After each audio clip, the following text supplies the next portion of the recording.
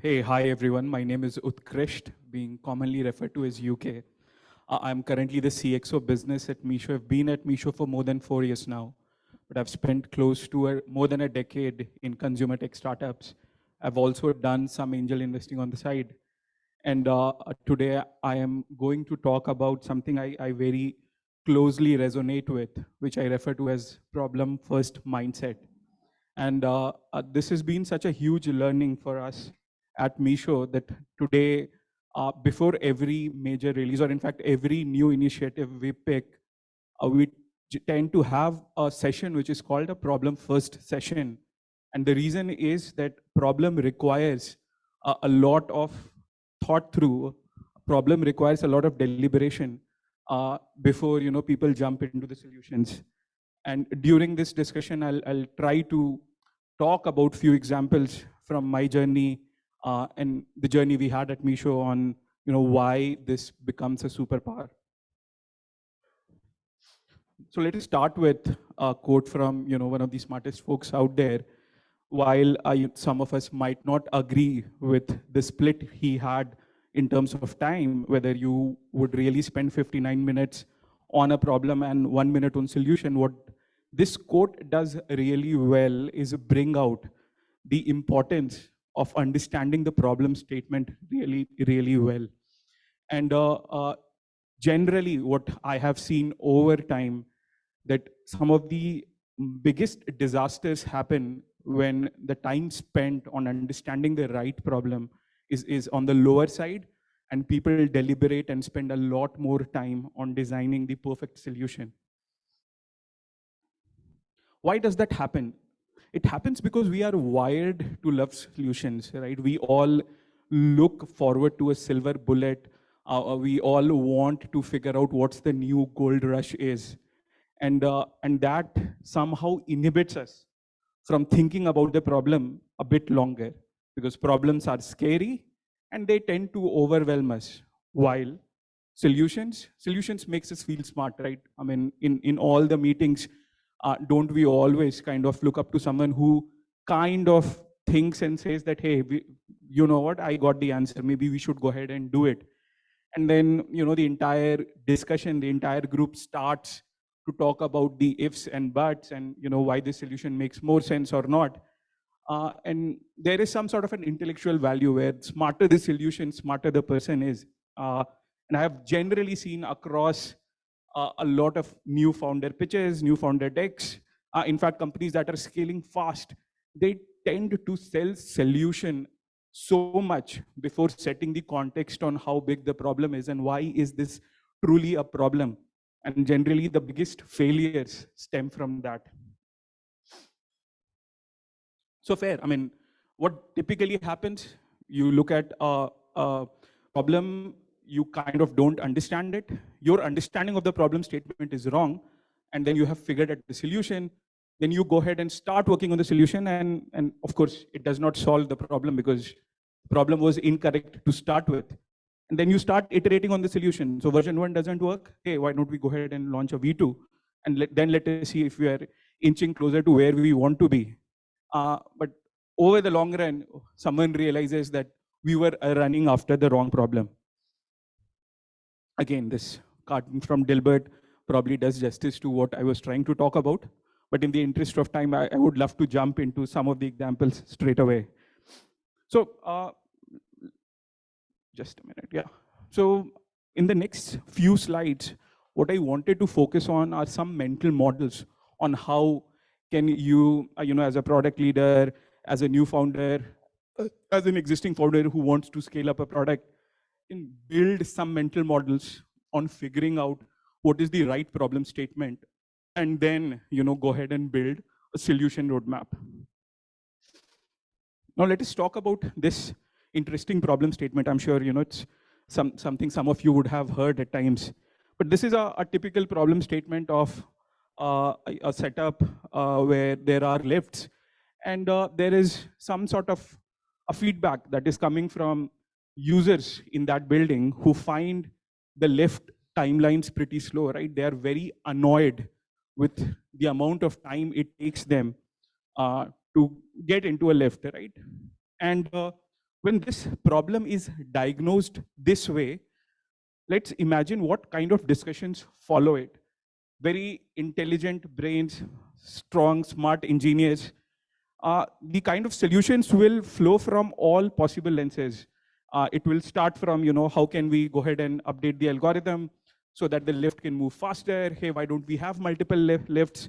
In fact, I remember when we were running this exercise internally in one of the sessions, just to understand how people look at it, there were even suggestions on, how do you go ahead and restrict the employee timeline, at what time they are entering the office. Can some offices start sooner? Can some offices start later? And this was just a simulation exercise. But very few people understood what the right problem here is. And hence, once you start framing the problem in the right way, there are two things to look at. First of all, whose problem is it? Is it a lift problem or is it a people problem? It's a people problem because people are feeling annoyed. And once you have that clarity that the problem to solve is people's wait time is annoying, you now will try to tweak your solution in a different way. And typically in this exercise, what we have understood or what we have read, even a pretty obvious, easy task of going ahead and having a mirror up front would make people less annoyed. So much ado about nothing. And there are a lot of parallels here in startup world, where people went ahead and devised very complex solutions to a problem which was framed incorrectly. And in some cases, the problem never even existed. So how do you go about it, right? One of the frameworks, the 6 why framework, is keep asking why till you get to the right problem statement. I'll share an example from our journey at Meesho, right? We wanted to build the lowest channel cost of distribution out there. And our objective was pretty straightforward, right? How do you get the lowest possible pricing on the platform? Now, while in the early phases of solutioning it, there were some pretty obvious solutions out there. How do you ensure that there is a lot of competition? How do you increase volume of a seller? Because logically it makes sense that economies of scale play pretty well, and as their volume increases, the pricing will go down. But typically, as you started peeling the layers, it was becoming increasingly obvious that seller's margin is broadly a function of commission that a platform charges. And once you flipped the problem statement to a world that how can you minimize the commission that Meesho charges today, how can you ensure that you can operate at the lowest possible commission, we actually went ahead and reframed the problem statement, suggesting what does it take to build a 0% commission marketplace, and you can run it profitably. And the impact it had on selection pricing on the platform was magnanimous, right? So asking why and then framing the problem statement right was very critical for us to head in the right solution direction. Otherwise, I'm sure there are countless examples where the same problem statement was referred to in a different way and the solutions that were devised were very, very, very different. So again, this slide is about importance of articulating the right problem statement. And like the example I talked about, if we have continued to articulate it in a way which was very different about how do you go ahead and with the current dynamics improve competition on the platform to reduce pricing, I'm not sure if we would have gone ahead and taken a lens of changing the commission structure and getting to a 0% commission world, which makes it some sort of a very strong moat. So some of these anecdotes, to be honest, were a trigger for us to build this ritual on every important decision that gets taken. There is a lot of deliberation, there are a lot of discussions on identifying and articulating what the right problem statement is. Another mental model here which helps one understand the problem statement is, again, it's pretty obvious, a lot of us would have heard about it, but it's rarely put in practice, which is working backwards from the desired end state. Now, how does it change the problem statement Or in fact, how does it even change the lens you have for solution? Let's go back to the lift example. If the perceived problem was articulated as people are finding wait time very annoying, then the desired end state would have been, people are not being annoyed or while they are waiting for the lift. And then it would lead to a very different set of solutions compared to a scenario where you have not thought through what the desired end state is. And sometimes if you frame it wrong, and if you then desire the desired end state is that lifts should get faster, there is no end to it. Because you can always come back and say that there is 10% efficiency improvement that can still be applied, and maybe we can bring it down by a few seconds, and that vicious cycle continues to happen. So this has been a very helpful mental model for us in figuring out what needs to get prioritized, in figuring out what solution works best, take a stock of the present situation, look at what the desired end state is, and then work backwards from there. In fact, some pretty obvious examples, right?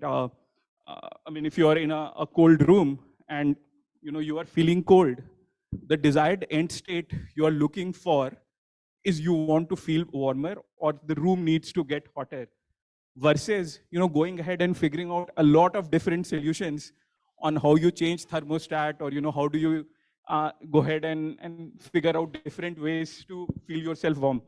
So my suggestion here will be that in all scenarios that you get caught up, how do you draw the right end state for the person for whom the problem is relevant becomes super critical in figuring out the right solution roadmap.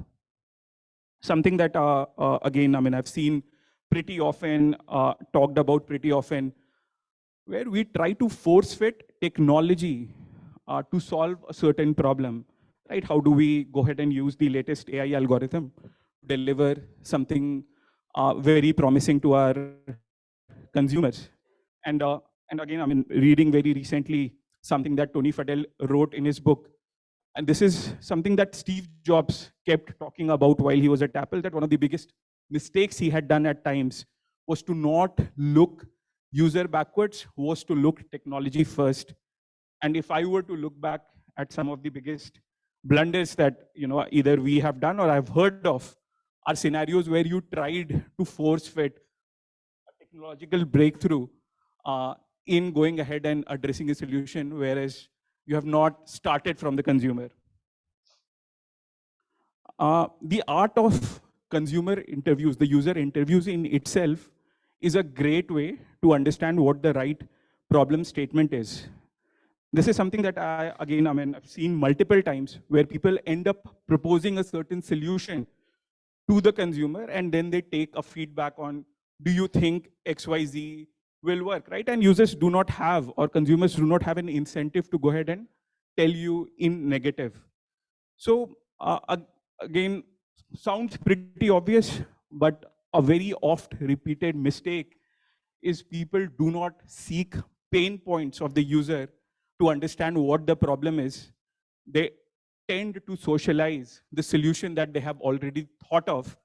And once you ask a leading question, typically the answer is in your favor, and then that leads to a wrong product being built out, and that leads to, over the longer run, you realizing that MVP is not working because you are not addressing the right problem statement.